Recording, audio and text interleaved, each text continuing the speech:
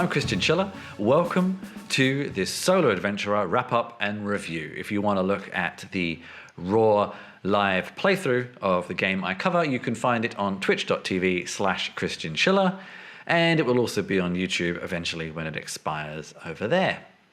Every episode in the Solo Adventurer, I look back at a solo game, a roleplay game, an interactive fiction, a journaling game, any kind of game that takes my fancy really, but mostly involving your imagination. This episode's subject is Ironsworn, something of a classic of the, I don't know if it's classic, but famous, whatever you want to say, infamous, a legend of the solo gaming genre at the moment. But this is also my first game review, so be gentle with me. It's the first I've done in this format. I've been doing the solo adventure for some time, but I wanted to change the format a little bit. And the book of Ironsworn is also quite long, so bear with me. There's a lot to get through, and I'm going to summarize it quite briefly. So caveat all that and be gentle with me.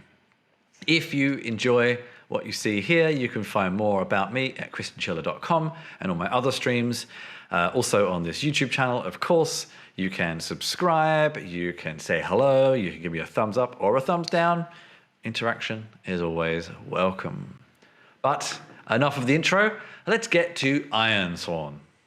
Ironsworn, a tabletop RPG of perilous quests.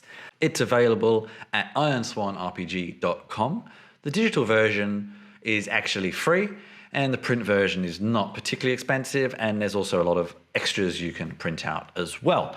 There's also a supplement already, Ironsworn Delve, and Ironsworn Starforged, if you like your sci-fi worlds. More of that later, actually. Let's begin. I'm in the forest. I hear a noise.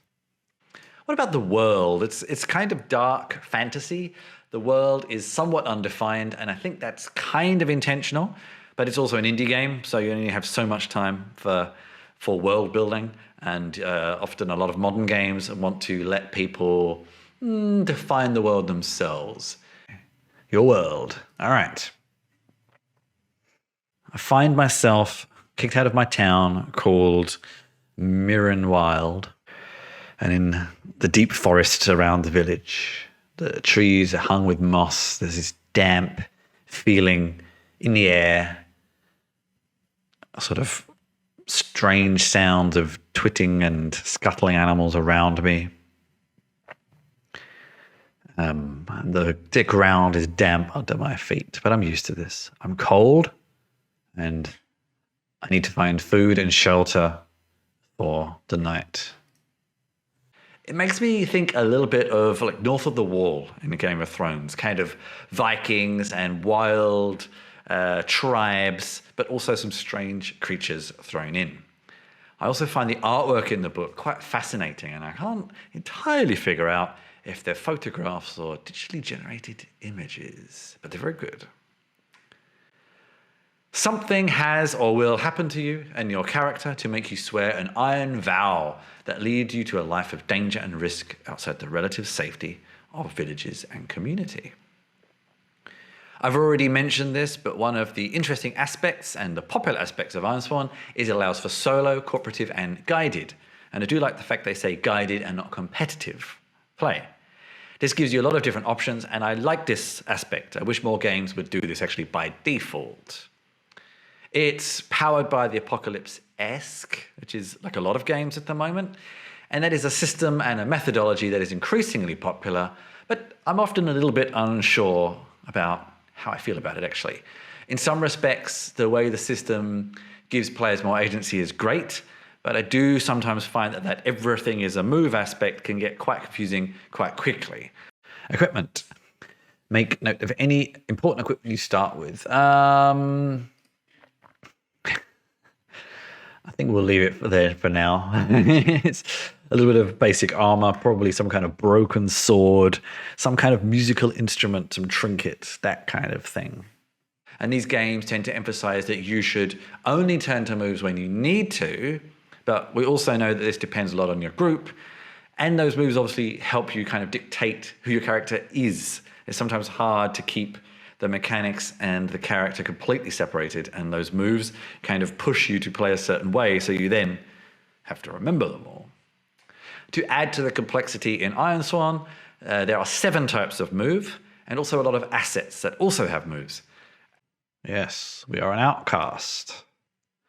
So when our supply is reduced to 0, suffer any remaining supply as momentum, then roll wits on a strong hit you manage to scrape by.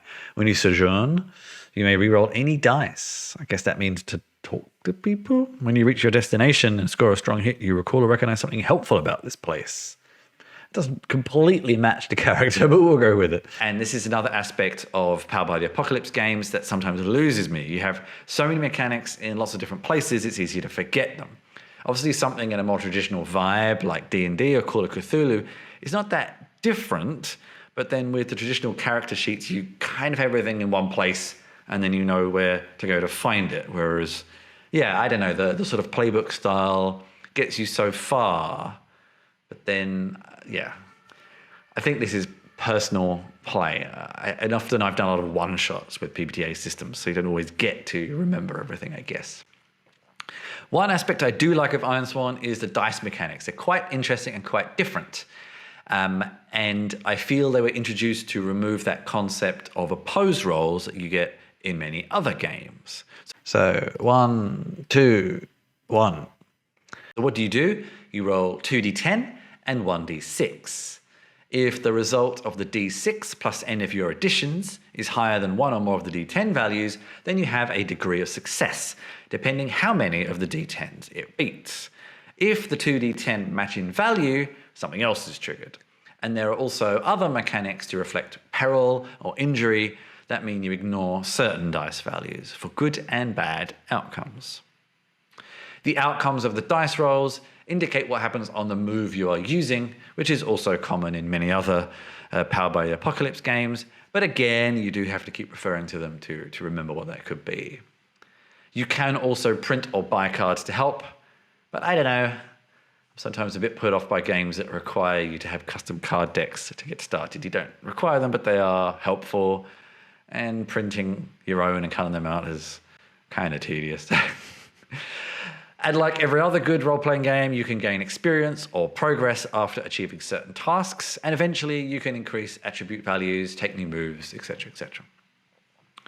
Another mechanic that helps with solo or cooperative play, but also with guided play if the person running the game wants to, is the Oracle. It's basically kind of a prompted thematic random table or series of random tables with some guidance on how those events might play out. It adds a little more direction that can sometimes be a bit too random in other games, so I quite like that. And if you want to take the game further, there are optional rules for campaigns, mostly revolve around creating backstory to help drive the narrative forward around your character. A wild, crazy noise of something crashing through the forest at me. I need to move. I need to find shelter. I need to find food. But first, this thing is coming for me. So in summary, I really like some of the mechanics. I'm actually thinking of maybe even using them in some other games. I'm not so keen on the setting. It reminds me of a few things. It reminds me of Forbidden Realms, and it also reminds me of a book I'm reading at the moment, The Trials of Coley, which is not quite the same setting. There's some other things added there, and actually I'm using kind of a character from those books in the playthrough that you can see. There's nothing stopping you using the mechanics in other settings, and of course there is the sci-fi version that does that. I'm not even so particularly keen on sci-fi either, to be honest with you, but anyway. I'm still undecided on the whole Powered by the Apocalypse ecosystem, to be honest with you, and there's a lot of that motivation behind Ironsworn. I understand why a lot of players do like it, and it is the cool kid in the schoolyard of RPGs right now, but sometimes I do find that constant flipping backwards and forwards a little bit tedious at times. It's not specifically a criticism of Ironsworn, of course, although it does add more to those existing ideas, but this does lead to another thought, actually. Ironsworn does at times feel like a game trying to produce a longer book than is really needed. This, again, is not unique to it, and I think it has a lot to do with games being Kickstarter funded, in that creators often feel they need to add a lot of value for their backers. I was able to have a perfectly good play session, albeit for not a particularly long time, having read very little of the book, actually. And I wonder how much of the system or the setting is really needed for a lot of fun. So if you like the sound of some of what I've said, you don't have to read through all the book, really, or you can read through it all later, I guess. And again, this is all personal. Some people obviously love reading roleplay books. I do to a certain degree, and then I get a bit bored after a while. But be warned, there is a reasonable amount of material to get through if you want to go through the whole thing. So all in all, I think the flexibility is the great idea. I will probably end up borrowing a lot of the mechanics for some other games. And if you like my summary and you like some of the live playthrough that you have seen so far, and I will wrap up with here, then check it out on ironswornrpg.com. If you've enjoyed this little wrap up, then again, please take a look at christianschiller.com for more, or subscribe for updates, say hi, give me a thumbs up or a thumbs down, and I'll see you for another solo adventure review and wrap up sometime soon. Bye-bye.